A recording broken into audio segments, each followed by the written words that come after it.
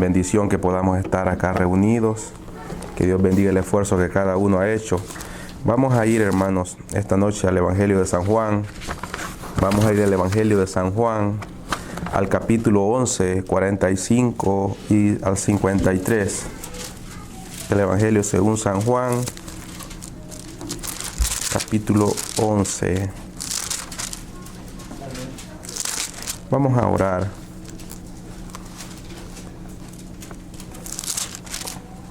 Oramos, hermano.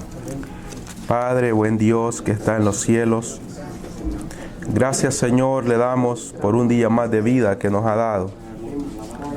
Gracias, oh Señor, por su bondad y su misericordia y la paciencia para con nosotros. Gracias, Señor, porque han sido nuevas sus misericordias, Señor. En esta hora, Señor, venimos delante de usted, presentándonos, Señor, creyendo en su palabra. Creyendo, Señor, que Cristo, nuestro Salvador, nuestro Señor, es nuestro sumo sacerdote en este momento, Señor. Venimos, Señor, pidiendo, Padre, que por medio, Señor, de su obra, Señor, pueda ser aceptable, Señor, nuestra ofrenda de alabanza.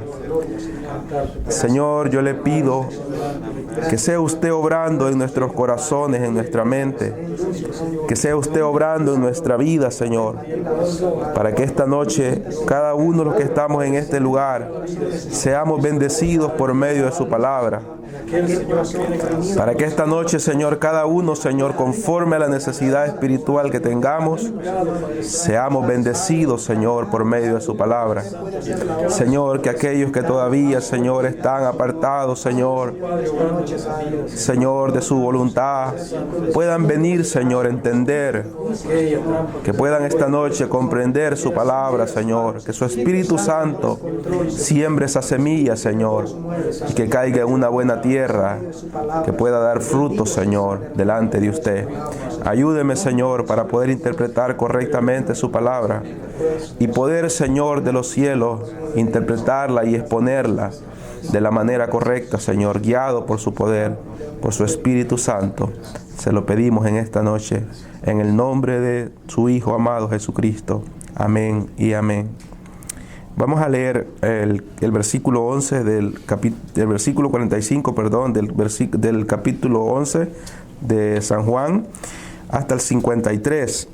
Entonces muchos de los judíos que habían venido para acompañar a María y vieron lo que hizo Jesús, creyeron en él. Pero algunos de ellos fueron a los fariseos y les dijeron lo que Jesús había hecho. Entonces los principales sacerdotes y los fariseos reunieron el concilio y dijeron: ¿qué haremos? Porque este hombre hace muchas señales. Si le dejamos así, todos creerán en él. Y vendrán los romanos y destruirán nuestro lugar santo y nuestra nación. Entonces Caifás, uno de ellos, sumo sacerdote, aquel año, les dijo: vosotros no sabéis nada, ni pensáis que nos conviene que un hombre muera por el pueblo y no que toda la nación perezca. Esto no lo dijo por sí mismo, sino como era el sumo sacerdote aquel año, profetizó que Jesús había de morir por la nación. Y no solamente por la nación, sino también para congregar en unos a los hijos de Dios que estaban dispersos. Así que desde aquel día acordaron matarle. Amén. Hasta ahí lo dejamos. Pueden tomar asiento. Anoche en la predicación, en la enseñanza que tuvimos, yo toqué un punto y dije que en el texto que habíamos tomado encontrábamos una doctrina que se conoce como la sustitución. Y dije algo breve con respecto a esta doctrina. Esta noche de eso vamos a hablar, de la sustitución. Cristo nuestro sustituto. Cristo nuestro sustituto. En este texto está, una vez más, para que podamos entender esta doctrina. En este texto que hemos tomado, en estas porciones que hemos tomado, encontramos lo que es la doctrina de la sustitución, lo que Cristo fue para cada uno de aquellos que creyeran en Él. Aquí vemos nosotros, hermanos, lo que está sucediendo después del milagro maravilloso que nuestro Señor Jesucristo hizo. ¿Qué es lo que había hecho? Había resucitado un muerto de 4 días. Lázaro tenía 4 días de haber muerto. Lo que significaba que nadie más podía hacer esto, sino solamente Dios mismo, ¿verdad? El milagro que los hombres habían presenciado y los que habían visto, dice que muchos creyeron en él. Algunos vemos que creyeron de una manera verdadera y unos creyeron de una manera falsa. Porque vemos que él dice el versículo que después de esto los que habían creído fueron donde los fariseos, tal vez lo más seguro es que fueron como en forma de chisme, a poner en mal a nuestro Señor Jesucristo. Porque habían visto, los fariseos habían visto también el milagro, muchos de ellos, pero no creían. Su corazón estaba tan duro y tan entenebrecido que no creían lo que estaban viendo. Entonces vemos acá que dice que estaban preocupados porque lo que a ellos les preocupaba era su prestigio y aquel templo tan maravilloso que tenía, que los discípulos mismos le dijeron a Jesucristo, mira este templo. Y el Señor Jesucristo ya había dicho y había profetizado, para así decirlo, que todo lo que había ahí no iba a quedar nada, ninguna piedra iba a quedar parada en ese templo. Y estos hombres, el temor que ellos tenían era que el templo fuera destruido y que Roma, a quien ellos servían, no de voluntad, sino que por obligación, estaban rindiéndole tributo a los gobernadores romanos, vinieran y los mataran y los destruyeran. Entonces, esta persona dice que Caifás era un sumo sacerdote. Era uno de los 2 sumos sacerdotes que había. En ese momento la religión estaba en un grave problema y en un grave desorden porque tenían 2 sumos sacerdotes, cuando la Biblia, el Antiguo Testamento nos enseñaba que iba a ser uno, el que iba a estar dirigiendo, pero aquí habían 2. Caifás era uno de ellos y era muy malo. Caifás era un sumo sacerdote muy malo. Entonces, este Caifás, en este momento, es el mismo Caifás que nosotros encontramos en el libro de los Hechos, que está ordenando que hay que azotar a los discípulos por predicar el Evangelio. Es el mismo personaje. En este momento, este hombre se levanta y debemos de prestar mucha atención con lo que dice el versículo 49 y lo que dice al 51, porque dice Caifás, uno de ellos, sumo sacerdote aquel año, les dijo, vosotros no sabéis nada. El hombre se molestó por lo que ellos estaban murmurando. Se para en medio y le dice, vosotros no sabéis nada, ni pensáis que nos conviene que un hombre muera por el pueblo y no que toda la nación perezca. El hombre en este momento se paró y profetizó. Dijo una profecía, algo que era verdad. Pero la Biblia nos quiere dejar bien en claro de que este hombre no era porque era un buen hombre, ni era una buena persona, no era un cristiano, era un fariseo pecador malo. Cuando nosotros estudiamos la historia de Caifás nos damos cuenta que era muy perverso. Entonces, pero a pesar de su perversión, Dios usó el cargo que él tenía. Él era un sumo sacerdote. Y Dios lo utilizó para poder hablar y hablar de lo que iba a hacer, porque él no habló por su propia voluntad lo que estaba diciendo. Conviene que un hombre muera y no por el pueblo y no que toda la nación perezca.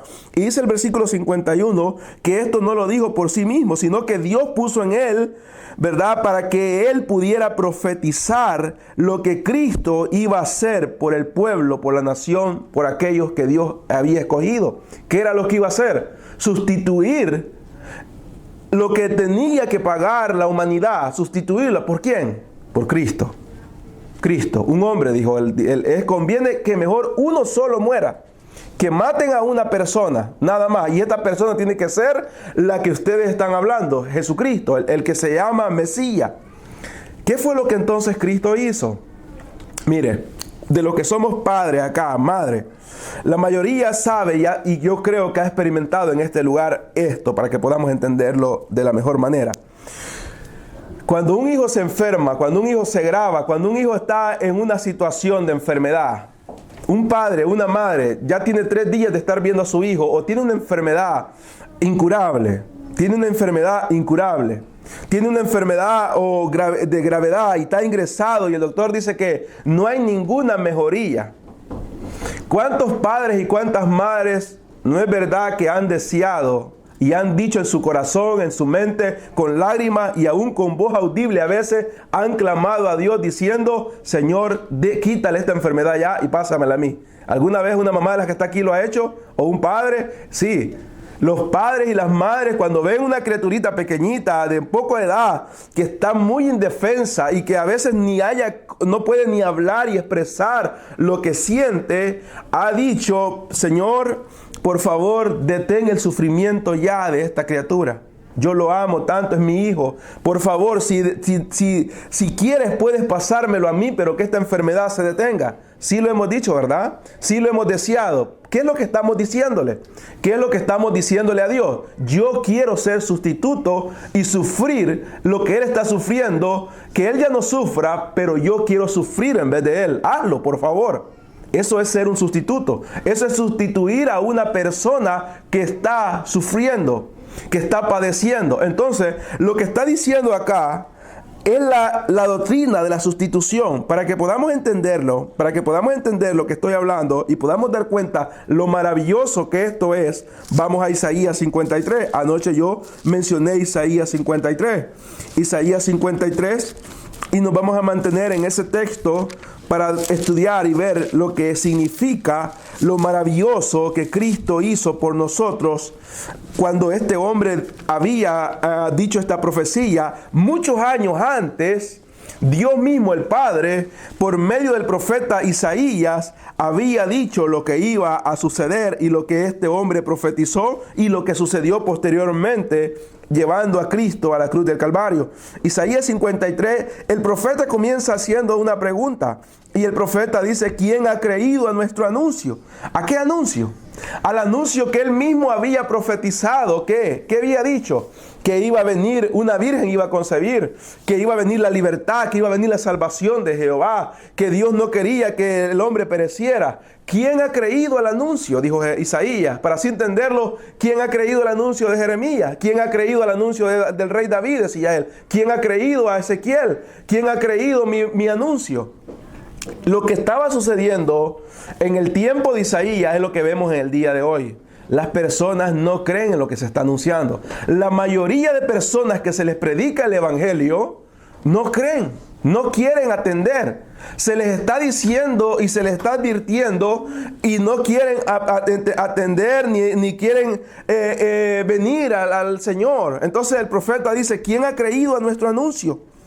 ¿Quién ha creído? Nadie quería creer en ese momento el anuncio que estaba dando, la profecía de parte del Señor. Pero lo maravilloso que nosotros encontramos acá en esto que Él pregunta es de que a pesar de la dureza del hombre y de la maldad que el hombre estaba en el momento que Isaías, mire cómo era tan grande la maldad que Isaías estaba enfrentando. Cuando Isaías estaba profetizando, cuando el profeta Isaías era profeta en ese momento, era cuando el pueblo de Israel pasaba a los hijos por el fuego. Los ofrecía a un dios llamado Moloc, los quemaban. Los quemaban día con día, miles de niños eran quemados, ofrecidos a un dios falso. Isaías mismo, la historia nos cuenta cómo murió. Por llevar el mensaje, dice la historia, que fue aserrado, fue cortado por mitad, ¿verdad? Por orden del rey Manasés. Entonces, en ese momento había una maldad como la que nosotros vemos en este momento. ¿Cuántos vieron en este momento la noticia que salió hace una semana en El Salvador de un niño que fue tirado de un carro? De un niño de unas horas de haber nacido, ¿lo vieron algunos? Un niño fue tirado de un carro, acababa de nacer y la mamá lo tiró por la ventana del carro, pero no solamente lo tiró, sino que antes le había ensartado 3 veces un tenedor, una vez en la cabeza y 2 veces en el pecho. Y la criaturita todavía con su cordel acá, con su ombligo todavía sangrando, fue tirado en la carretera. Y cuando los policías lo encontraron, la gente lo encontraron, tenía un tenedor clavado en su frente y se lo había insertado 2 veces en el pecho, la madre. Esa maldad había en el tiempo de Isaías y es la que hay ahora, pero esa maldad no iba a detener el plan de Dios. ¿Qué es lo que pasó? Qué maravilloso lo que dice el versículo 2. ¿Quién ha creído a nuestro anuncio? ¿Y sobre quién se ha manifestado el brazo de Jehová? Entonces dice, para que podamos entenderlo mejor acá, a pesar de esto, diría el profeta Isaías, subirá cual renuevo delante de él. ¿De quién está hablando? De Cristo. de Jesús, subirá ¿cuál renuevo? ¿Qué es un renuevo? Un retoño, algo que está saliendo nuevo. También la palabra renuevo, si la buscamos, significa hijo, ¿verdad? Hijo de una planta, de algo que ha estado y ha salido un brote. Hemos dicho en el campo, ¿verdad? Ahí viene naciendo el hijito de la planta tal. Esto es lo que está diciendo, saldrá como renuevo delante de él. Y como raíz de tierra seca. ¿Por qué dice como raíz de tierra seca? Porque cuando Jesucristo nació, fue el momento de más sequedad espiritual en Israel. 400 años habían pasado de que el profeta Malaquías había dado la última profecía. La tierra, espiritualmente, la tierra estaba totalmente seca. Y ahí fue cuando salió, como de una raíz seca, de una tierra seca salió el renuevo. Y dice que no hay parecer en él ni hermosuras. Le veremos más sin atractivo para que le deseemos. Yo lo he explicado antes a qué significa esto. ¿Qué significa esto? ¿Por qué está en este momento el nuevo presidente de nuestro país, de este país? ¿Por qué es tan famoso? ¿Por qué es tan conocido? ¿Por qué? Porque tiene un atractivo. ¿Cuál es el atractivo que él tiene? El atractivo que él tiene es su poder económico, ¿verdad? Él tiene algo que llama la atención a las personas y le da esperanza a la persona. Entonces, la persona ha visto un atractivo en él. Cristo no traía ningún atractivo. No es que él era feo físicamente, pero no traía el atractivo que le atrae al hombre. ¿Cuál es el atractivo que le atrae al hombre? El poder humano, el poder económico, ¿verdad? El atractivo superfísico de una persona, la fama. Cuando el profeta dice que no hay hermosura en él, está hablando de ese tipo de hermosura que las personas le iban a buscar así, sino que dice él, más sin atractivo para que le deseemos. Para aquel que de verdad quiera estar con él, que le desee estar con él, será una obra sobrenatural del Señor. Y como en el tiempo de ese tiempo, como el tiempo de ahora, él sigue siendo despreciado. Él sigue siendo despreciado.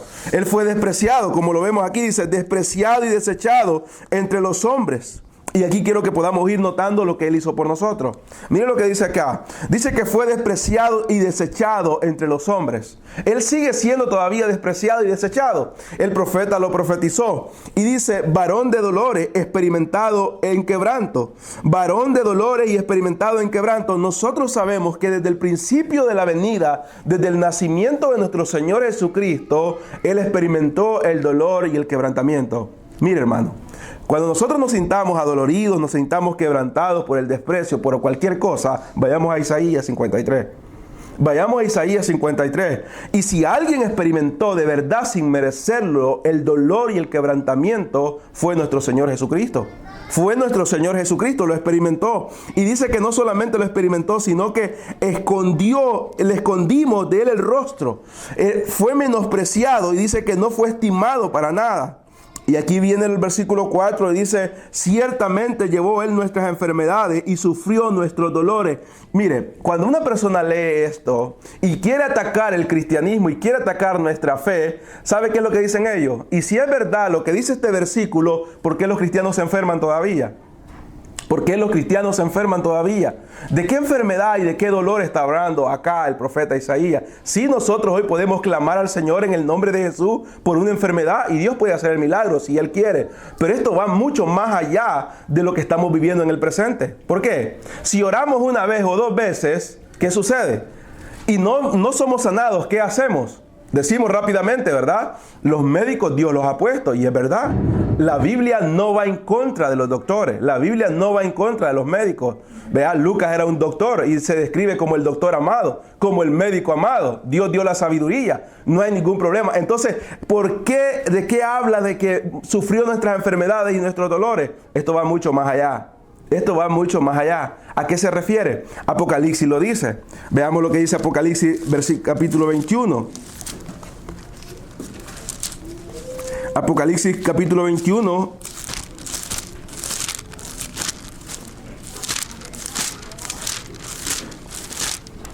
Apocalipsis capítulo 21, versículo 4 dice, enjugará a Dios toda lágrima de los ojos de ellos, Y ya no habrá muerte, ni habrá más llanto, ni clamor, ni dolor, porque las primeras cosas pasaron.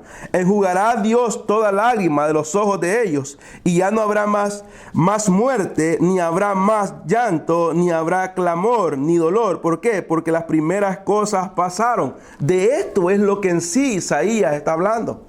Va a haber un tiempo que los doctores ya no van a funcionar. Va a haber un tiempo que la medicina ya no va a funcionar. Va a haber un tiempo que no van a haber más hospitales. Va a haber un tiempo que ya no va a haber más medicina eficaz. Pero sí va a haber dolor. Sí va a haber quebrantamiento. Sí va a haber mucho dolor como nunca ha experimentado una persona. ¿Cuándo será? Cuando la persona esté condenada. ¿Sí? Cuando la persona esté en el infierno, entonces sí la persona se querrá y necesitará, pero ya no será posible lo que dice Isaías 53. Pero los que estén en el cielo verán lo importante que es que Él ha padecido por nuestras enfermedades y por nuestros dolores. ¿Por qué? Porque por haber padecido por nosotros y por haber muerto por nosotros y haber ocupado en el lugar por nosotros, un día su cuerpo, mi cuerpo, transformado, regenerado, nunca más lo volveremos a enfermar. Nunca más. Gloria al Señor por eso. Nunca más volveremos a experimentar dolor de ningún tipo. Dolor de cabeza, dolor de estómago, dolor de artritis, dolor de muela, dolor de cualquier tipo que podamos experimentar. Nunca más lo experimentaremos. ¿Por qué? Porque alguien experimentó el dolor de dolores en vez de nosotros para podernos garantizar a nosotros que cuando muramos y resucitemos y seamos transformados, nunca más volveremos a padecer. Hermano, en este momento, si yo tengo un dolor, hay ¿cómo se llama esto que ocupan la morfina? ¿Verdad? La morfina que detiene el dolor más intenso. Ponen una morfina, 10 minutos después la persona está nuevamente que el dolor se ha terminado, y si le vuelven a poner morfina y morfina y morfina y lo están tranquilizando mientras esta persona muere o mientras se recupera. Pero en aquel tiempo, en aquel día, ninguna morfina será eficaz en el cuerpo del hombre. El hombre estará condenado por toda la eternidad. Entonces, esa es lo que está diciendo Isaías 53. Está diciendo que Él llevó nuestras enfermedades. ¿Y qué hizo? Sufrió nuestros dolores y fue herido. ¿Por quién fue herido? Fue herido de Dios y abatido. El abatimiento que usted y yo, la herida que usted y yo íbamos a recibir, el abatimiento, hermano, yo quiero que entienda esto. Y yo quiero que entienda esto. Mire, yo no sé si usted ha visto esas noticias de esas personas, porque las personas se ríen. Cuando los evangelizamos y hacen una sonrisa burlista cuando se les dice del infierno, y ellos se ríen. Sí, yo voy para el infierno. Yo les digo, ustedes no saben lo que significa el infierno. ¿Usted ha visto las noticias, los documentales de esas personas que quedan atrapados en las minas? ¡Qué terrible! A mí me cuentan algunas hermanas o algunas personas que dicen que cuando los meten en esa cosa, que los meten en una cosa para hacerles un examen, que los meten todos completos, ¿verdad? Dicen que los meten y los encierran, y dicen que es el tiempo más largo que ellos han sentido, porque no ven nada, aquella oscuridad, y tienen que estar así en ese lugar, y dicen que se sienten tan solos ahí, ¿verdad? Ahora, estas personas que están en estas minas, les están pasando agua, y cuando meten las cámaras, aquellas personas están tan angustiadas, se les ven una cara, pero tienen una esperanza. Les están hablando por teléfono, les están diciendo, pero tienen un abatimiento que algunos de ellos mueren, se les detiene el corazón, y aquella angustia que están pasando, pero cuando salen aquellos hombres, lo primero que hacen es llorar de alegría, y miran para todos lados y ven aquel gentío que los está esperando. Ahora yo le pregunto, ¿cómo cree que será el día que la persona está directamente y completamente condenada por toda la eternidad en un lugar que nunca podrá salir? Que nunca podrá salir.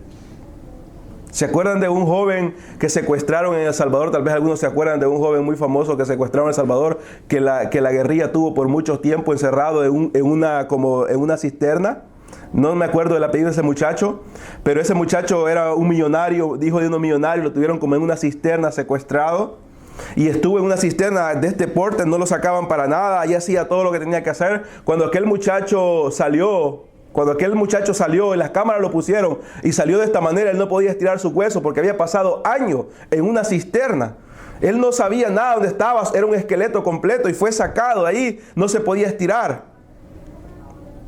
Si no me equivoco, era Suster el apellido de ese muchacho. Tal vez algunos se acuerdan de esa noticia. Suster creo que era el apellido de este muchacho, era un millonario. Y estuvo por mucho tiempo. Y cuando él salió no soportaba ni la luz del sol. Imagínense cómo este muchacho esos años lloró. Ahí, en un solo lugar, y nadie lo podía. Él escuchaba los pasos, escuchaba que la gente pasaba sobre él, pero nadie podía hacer nada porque era una cisterna donde lo tenían secuestrado. Ahora imagínense, estar en un lugar donde se sabe que no hay oportunidad de salir. ¿No es un gran abatimiento el que está pasando las personas en este momento en el infierno? Y lo que pasará en el infierno por toda la eternidad. El infierno tiene una puerta para entrar, pero no tiene puertas para salir. No creamos en el engaño que habrá oportunidad de salir. No hay oportunidad. El infierno es para toda la eternidad y está ahí. Pero ese abatimiento que experimentarán las personas y que nosotros deberíamos de experimentar, fue el abatimiento que experimentó Cristo Jesús en la cruz del Calvario. Aquí dice que fue abatido por Dios. Y dice que fue herido por nuestras rebeliones, molido por nuestros pecados. El castigo de nuestra paz fue sobre él, y por su llaga fuimos nosotros curados. El castigo de nuestra paz, Romanos capítulo 5:1, lo hemos leído muchas veces. ¿Qué dice Romanos capítulo 5? Que dice que justificados, pues, ahora, ¿qué pasa? Tenemos paz. ¿Paz para quién? Con Dios. ¿Por quién? Por medio de Jesucristo. Pero la paz no fue solamente decir, aquí está la paz, puedes estar en paz conmigo. No, ¿cuál fue el costo? El costo fue que alguien sufrió el castigo de nuestra paz. ¿Quién fue? Cristo Jesús. Cristo Jesús. Dice que el castigo de nuestra paz fue sobre él, y nuevamente volvemos a ver la llaga. La llaga que menciona acá no es una llaga de enfermedad. No es una llaga de enfermedad, hermanos. Jeremías capítulo 30 nos dice, en el versículo 12, 13, dice, el Señor, incurable es tu llaga. Nadie te puede ayudar, no hay medicamento eficaz para tu llaga. ¿Cuál es la llaga que está hablando Jeremías 33? ¿Cuál es la llaga? La llaga del pecado, la llaga de la lepra pecaminosa que había en cada uno de nosotros. ¿Sabe qué fue lo que sucedió en la cruz del Calvario? De verdad debemos de entender que dice, por su llaga fuimos nosotros curados. ¿Tenía una llaga Jesucristo? ¿Era enfermo pecaminosamente? ¿Tenía pecado? No. ¿Qué fue lo que sucedió? ¿Qué fue lo que sucedió en él? Lo que sucedió es como, por ejemplo, en nuestro país, para que podamos entenderlo. ¿Qué pasa cuando una persona tiene varicela? Hay que esconderla, dicen, ¿verdad? O sarampión. ¿Por qué? Porque si alguien más se le acerca, se le pasa. ¿Y qué pasa? Aquel que tenía primero queda sano más rápido que el otro, pero el otro cae y culpa a los demás y dice, por vos que no sé qué, porque la varicela, el sarampión se ha pasado a la otra persona porque se acercó. En la cruz del Calvario, aunque él no cometió pecado ni nunca fue pecado, la llaga que nosotros teníamos del pecado fue transferida a él. Esa llaga completa se pegó en él. No porque él pecó, sino que fue cargada por él. Fue cargada por él. ¿Y qué sucedió? Dice que por sus llagas nosotros fuimos curados. Nosotros fuimos curados del pecado. Y dice aquí el versículo 6 dice, todos nosotros nos descarriamos como ovejas, cada cual se apartó por su camino, mas Jehová cargó el pecado en él el pecado de todos nosotros. Esto es algo tan maravilloso entender este versículo, porque el escritor ha dado todo lo que Cristo ha hecho, ¿verdad? Ha dado una parte de lo que va a ser el Mesías por nosotros, y luego entra y como que es otro punto más, porque pareciera, hermano, como que el versículo 6 tiene que estar antes de los demás versículos, ¿o no? Leámoslo otra vez para que vea. Dice, todos nosotros nos descarriamos como ovejas, cada cual se apartó por su camino, ¿verdad? Como que antes de poner lo demás que sufre por habernos apartado, él pone como que la inspiración va mal. No va mal la inspiración. ¿Sabe lo que está diciéndonos acá el escritor? El escritor está diciendo que a pesar de en su omnisciencia Dios me conocía a mí. En su omnisciencia Dios lo conocía a usted. Y Él sabía totalmente que por un periodo de tiempo usted y yo lo íbamos a despreciar. no íbamos a escuchar su voz. Íbamos a apartarnos completamente, íbamos a buscar el pecado. Íbamos a buscar el pecado. Pero a pesar de todo lo que nosotros pudiéramos hacer en contra de su verdadero amor, Él siempre iba a hacer lo que había determinado hacer por medio de su Hijo. Eso es lo que está diciendo. Ya dio el anuncio de todo. Ahora dice, pero todos nosotros nos descarriamos como ovejas. Todos nosotros nos descarriamos como ovejas, está diciendo. Vea lo que dice Romanos, para que entendamos esto. Romanos, capítulo 5, versículo 8. Mas Dios muestra su amor para con nosotros, en que aún siendo pecadores, Cristo murió por nosotros. Esto es lo que está diciendo el versículo 6 de 53 de Isaías. Dice, mas Dios muestra su amor para con nosotros, en que siendo aún pecadores, o sea, aunque nos hayamos descarriado como ovejas cada cual por su camino, con todo esto Jehová quiso quebrantarlo y cargando el pecado sobre nosotros. Eso es lo que está diciendo el versículo 6 de Isaías. Todos nosotros nos descarriamos como ovejas, cada cual se apartó de su camino, pero el amor de Dios fue tan grande que a pesar que nos hayamos descarriado y nos hayamos apartado, con todo esto no lo detuvo al Señor Jehová, a Dios el Padre, sino que cargó el pecado en Cristo Jesús. ¿Y qué sucedió cuando fue cargado ese pecado? Fue angustiado, fue afligido, no abrió su boca, como cordero fue llevado al matadero y como oveja delante de sus trasquiladores, enmudeció, no abrió su boca. ¿Por qué no abrió su boca? Si esos labios omnipotentes, divinos, se hubiesen abierto en ese momento, hermanos, toda la raza humana en este momento estaríamos en una condenación eterna. Nadie tendría esperanza. Si en ese momento los labios omnipotentes, porque debemos de saber que nunca Cristo dejó de ser Dios cuando estuvo en la tierra, nunca. Él siempre fue 100% Dios y 100% hombre. Si en ese momento que estaba sufriendo sus labios omnipotentes se hubiesen abierto y le hubiesen dado la orden a los ángeles que vinieran, los ángeles hubiesen descendido. ¿Y qué hubiese sucedido? Lo hubieran libertado y Él no hubiera llegado a la cruz. Y si Él no hubiera llegado a la cruz, usted y yo no tendríamos ninguna esperanza en este momento. ¿Por qué? Porque por más que nos los esforzáramos por entrar y agradar a Dios, la semana pasada aprendíamos lo que dice Isaías 64. ¿Qué dice Isaías 64? Que nuestras mejores obras son como trapos de inmundicia delante del Señor. No podríamos salvarnos.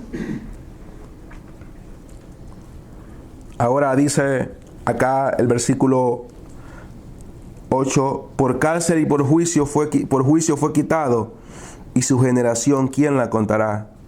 Porque fue cortado de la tierra de los vivientes, y por la rebelión de mi pueblo fue herido. Y se dispuso con los impíos su sepultura, mas con los ricos fue en su muerte. Aunque nunca hizo maldad, ni hubo engaño en su boca. Dice, con todo Jehová quiso quebrantarlo, sujetándolo a padecimiento. Cuando haya puesto su vida en expiación por el pecado, verá linaje y vivirá por largos días, y la voluntad de Jehová será en su mano prosperada. Verá el fruto de la aflicción de su alma, y quedará satisfecho por su conocimiento. Justificará mi siervo justo a muchos, y llevará la iniquidad de ellos. Llevará la iniquidad de ellos, será el sustituto de ellos. Él ocupó nuestro lugar. Él ocupó el lugar que nosotros deberíamos de ocupar. Si es algo tan maravilloso para la vida de un cristiano, es esto. Cristo, en 6 horas, 3 horas fueron las más crueles. Todo fue crueldad, pero 3 horas fue llevado al pretorio y luego crucificado. En 3 horas, digamos 6 horas, 3 horas, Cristo apaciguó la ira completa de Dios. Apaciguó la ira completa de Dios, para que todo aquel que en Él crea de verdad y se arrepienta, ya no tenga nada que ver con la ira que viene en contra del pecador. En 6 horas. En las últimas 3 horas fueron las 3 horas de tiniebla y de mayor crueldad en el Calvario. Esas 3 horas bastaron. Esas 3 horas que Cristo pasó ahí fueron suficientes para que el Padre fuera satisfecho. Lo que Cristo sufrió esas 3 horas es lo que la persona que se ha rebelado en contra del Padre, en contra de Dios, en contra del Hijo, en contra del Espíritu Santo, tendrá que sufrir por toda la eternidad. Por toda la eternidad. Por toda la eternidad, sin descanso, sin oportunidad de receso, sin oportunidad de salir un momento y descansar, sin oportunidad de decir quiero un momento de receso, mucho dolor. Ya no habrá ninguna oportunidad. ¿Por qué? Porque la oportunidad ya fue dada. Alguien ocupó nuestro lugar. Ahora, si nosotros vemos acá, dice que Él verá el fruto. ¿Cuál es el fruto? Dice que Él verá el fruto, ¿verdad?, de lo que ha visto.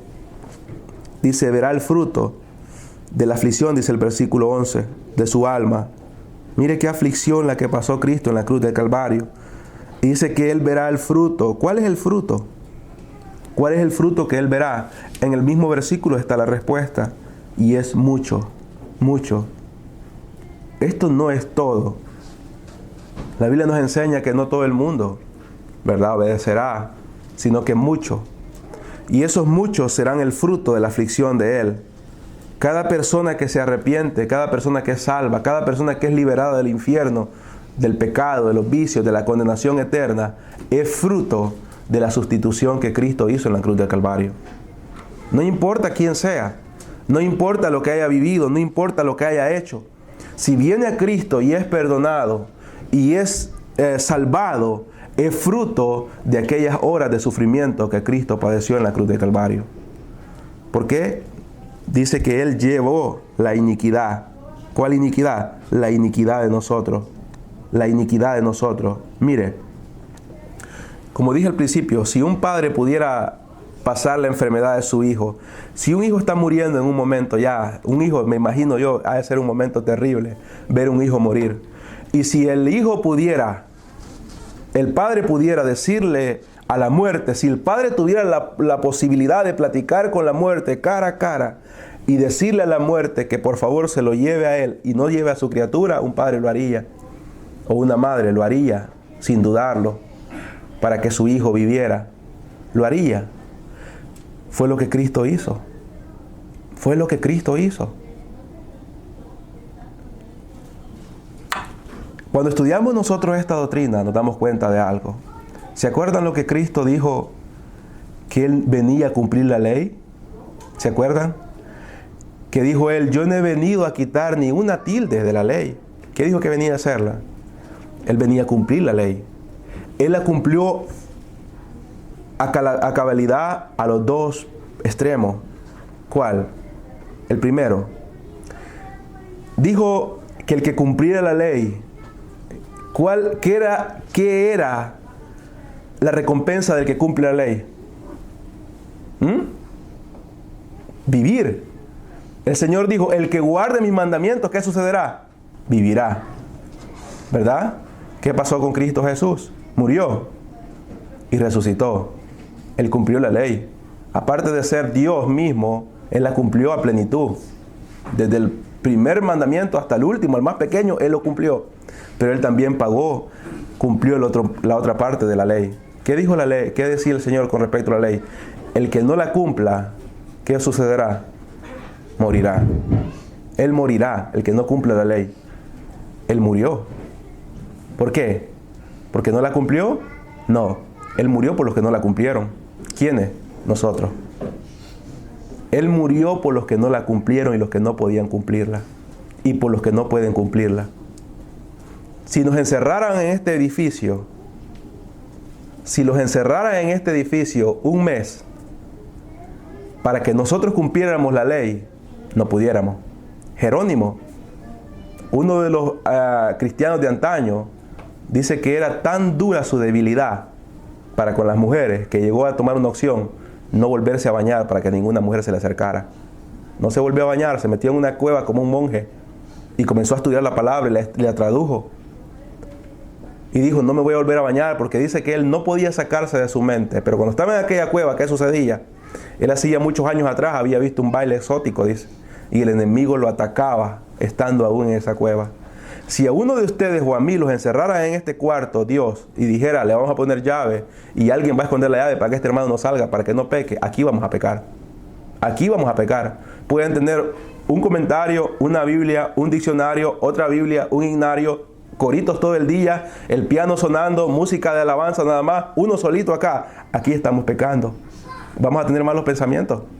Van a venir malos pensamientos, van a venir malos deseos. ¿Sabe por qué? Porque no podemos cumplir lo que Dios demanda. Necesitábamos que alguien cumpliera para que nosotros pudiéramos acercarnos a Dios. ¿Quién lo cumplió? Cristo. Cristo lo cumplió. Y como Él cumplió, resucitó. Y además, Él murió por aquellos que no podían cumplirlo. Porque la paga del pecado es muerte. La paga del pecado es muerte. Él pagó y sufrió la muerte que usted y yo merecíamos. No tanto una muerte física. Porque si solo se tratara de morir, como algunas religiones enseñan, que uno muere y luego todo se acaba, como algunos dicen, matando el perro se acaba la rabia. No, con el hombre no es así. El hombre muere y después de la muerte comienza la realidad y la seriedad.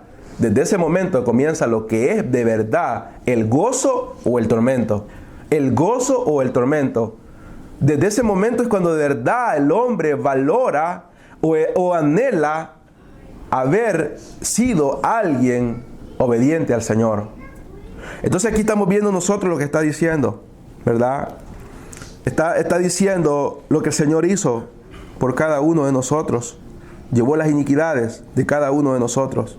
Ahora, si nosotros vemos, por ejemplo, otro versículo para apoyar lo que Cristo hizo, vemos lo que dice Marcos, capítulo 10. Marcos capítulo 10 nos dice,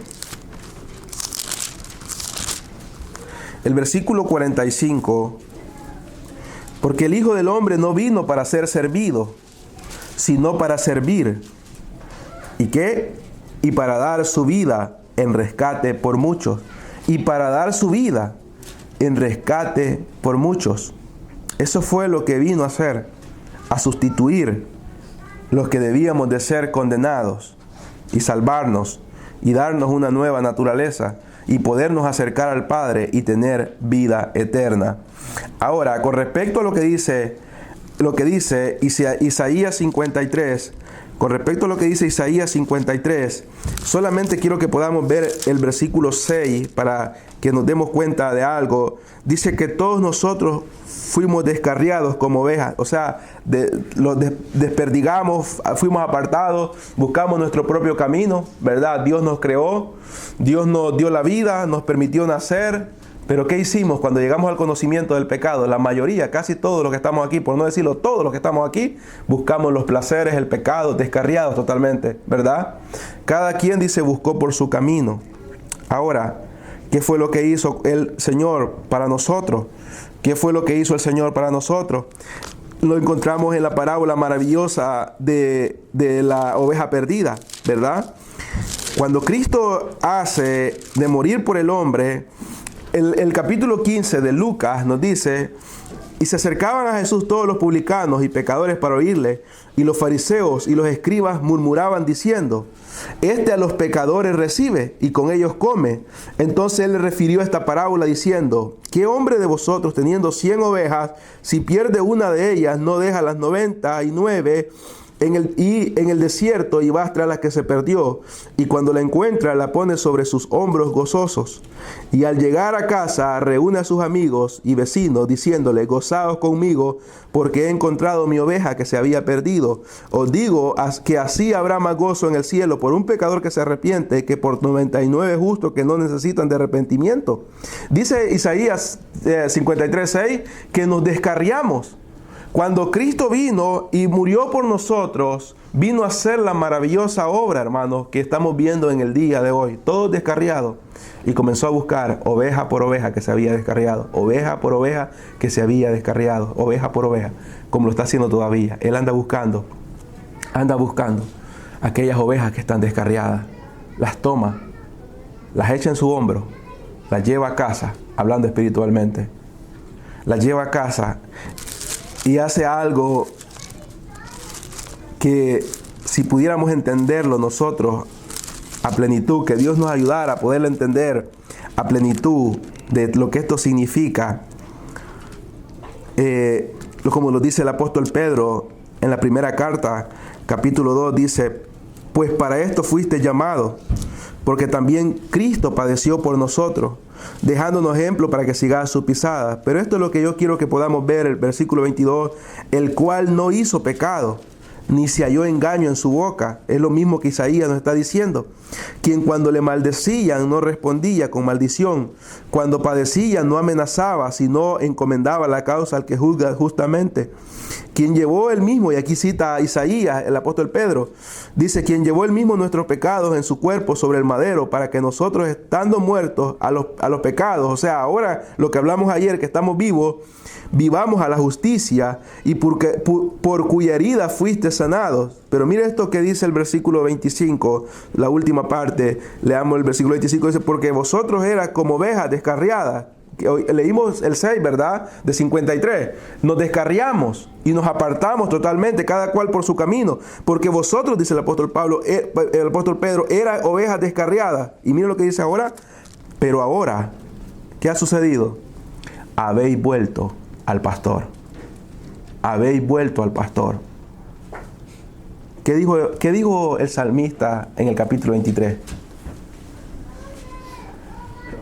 Jehová es mi pastor, y nada me faltará. En lugares dedicados pastos me pastoreará. ¿Qué haría más? Confortará mi alma. Confortará mi alma. Me guiará por sendas de justicia. ¿Por amor a quién? A su nombre. Pongámoslo por amor a Dios, a Cristo. Cristo hizo la obra tan maravillosa, hermano, que estábamos tan apartados de Dios, tan apartados. Mire, yo miraba un documental anoche y a Leví le gustó mucho, a pesar de que está pequeño. Una manada de ñu, parece que ñu se llaman animales, no sé cómo se llaman animales que son delgados, que parecen caballo y vaca, pero tienen unos grandes cuernos, que son manadas grandísimas. Una mamá de ellas parió un animalito. Y cuando ese animalito nació, comenzó a amamantar. Y dice ahí el documental que las animales, nomás que nace su hijo, lo primero que hacen es olerlo, para que el olor se les penetre y no confundir a sus hijos, porque nacen muchos al mismo tiempo, pero ese olor es inconfundible. Y llega un momento que ese animalito comienza a correr y hay un gran esparcimiento de ellos porque un león se los quiere comer. Y esos animalitos corren de una manera tan... se pierden en los miles, son miles de esos animales, creo que son 500,000 los que dice que hay. Y en ese momento, ese animalito que había nacido comienza a bramar y a bramar y a bramar y se le acerca a todas las animalitas. Y todas le pegan porque no es el hijo de ellos. Y lo dejan solo porque toda la manada se va. Él está recién nacido, no puede caminar. Y cuando cae el animalito acostado en un lugar bien reseco, que ya no tiene fuerza porque necesita leche, unas hienas andan buscándolo para comérselo. Pero en ese momento viene una gran manada de esos animales, de los mismos animales de él, y él como puede se levanta y se pone en sus patas. Y cuando se pone en sus patas, una animala se le queda viendo. En el documental, la animala se le queda viendo y él se le queda viendo. En el último momento que va a morir, seco ya, delgadito, temblando, se acerca a la animala y la huele. Y él ya lo huele a él y a su hijo. Y esa animala, nomás que ve, comienza a saltar. Y él comienza a mamar quizás unos 10 minutos. Y después de haber tomado la leche que tanto necesitaba, los dos comienzan a saltar de una manera tan felices porque se han encontrado. Él por volver a tener vida y ella por tener a su hijo. El Señor hizo una obra tan maravillosa en nuestra vida. Estábamos totalmente secos espirituales. Ya nadie quería nada con nosotros. Nadie apostaba nada por nosotros. Si le importábamos a alguien era solamente porque tal vez podíamos proveer algo. Pero humanamente ya nadie quería nada con nosotros. Nadie. Pero había alguien que sí, le importábamos. No por el dinero. Ningún hombre le importa a Dios por el dinero. La iglesia necesita el dinero, es la iglesia. Dios es el dueño de todo. Ningún hombre, Dios no está buscando a ningún hombre para que le dé. Él dice, de cierto pensabas que sería como tú, dice en el Salmo, si yo tuviera hambre nunca te pediría a ti, todo es mío. ¿Qué es lo que Dios está buscando? Dios está buscando el alma de esa persona. ¿Sabe por qué? Porque Dios sabe muy bien lo que es el infierno, porque Él lo ha creado. Dios creó el infierno, pero Dios no quiere que las almas se vayan ahí. ¿Para qué fue creado el infierno? La Biblia lo dice, para sus demonios y sus ángeles. Para los demonios de Satanás, los ángeles caídos, para Satanás y sus ángeles fue creado, no para el hombre. Entonces, cuando Dios mira eso, a un hombre que está muriendo y está marchitándose y está a punto de morir, ¿qué hace? Cristo hace la obra maravillosa. Lo toma, se lo pone en sus hombros, lo lleva, lo limpia, lo cura y le da un pastor. Y entonces, ¿qué puede hacer el hombre? ¿Qué puede hacer un cristiano? Y decir, no puede decir lo que está en aquel que está en la calle perdido en sus pecados. ¿Sabe? El que está en la calle en sus delitos y pecados, nunca usted lo podrá escuchar decir, Jehová mi pastor. No lo va a escuchar. Y si lo escucha, lo va a decir de una manera que no tiene de verdad la eficacia que un cristiano dice. Porque un verdadero cristiano que ha nacido de nuevo con toda la seguridad puede decir, Jehová mi pastor, nada me faltará. Pero ¿quién lo llevó a ese pastor? Fue el sustituto, Cristo Jesús. Por Él estamos aquí. No en este país, estamos aquí en Cristo. Ahora, la pregunta es, hermano, que se hacen los teólogos de la sana doctrina y los pastores y los cristianos es, ¿por qué querer sufrir cuando alguien más sufrió por nosotros? ¿Por qué? ¿Por qué querer sufrir cuando ya alguien pagó el precio por nosotros? ¿No sería una locura volver a pagar cuando ya se nos dijo que ya los pagaron algo que vamos a traer? Si vamos a una tienda a pagar algo y alguien nos dice, no, ya pagaron por esto usted. Sería una locura decir, yo quiero pagar otra vez. ¿Para qué? ¿Para qué volver a pagar? La Biblia nos dice que alguien pagó por nosotros. Ahora, ¿qué debemos de hacer? Si yo voy a esa tienda, ¿qué debo de hacer? Creer. ¿Verdad? Yo veo la cámara y digo, o la alarma, y digo, y si salgo con esto y no he pagado y me acusan. Lo mismo es el Evangelio. Es por fe. Usted debe de creer de que alguien pagó por usted y salir y caminar confiando en de que alguien llevó el precio que usted nunca y yo nunca pudimos haber pagado. Cristo en la cruz del Calvario. Él de verdad nos ama. De verdad. De verdad nos ama. Saber que Él haya muerto por mí, a pesar de haberme conocido, hermano, y de que haya muerto por usted, a pesar de lo que usted es y de lo que yo soy, es verdadero amor. Es verdadero amor. Es verdadero amor. ¿Qué le puedo decir yo? Déjese amar por Dios. Déjese amar por Dios. No le resista más. Él no quiere nada más de usted que solamente usted experimente el amor que Él tiene. ¿Y sabe qué sucederá después? Usted lo podrá amar porque experimentará el amor que Él tiene para usted. Experimentará el amor que de verdad Él tiene para usted. Ese es el deseo de Dios para con nosotros. Que nosotros de verdad podamos entender la obra maravillosa, incomparable que Él hizo por usted y por mí.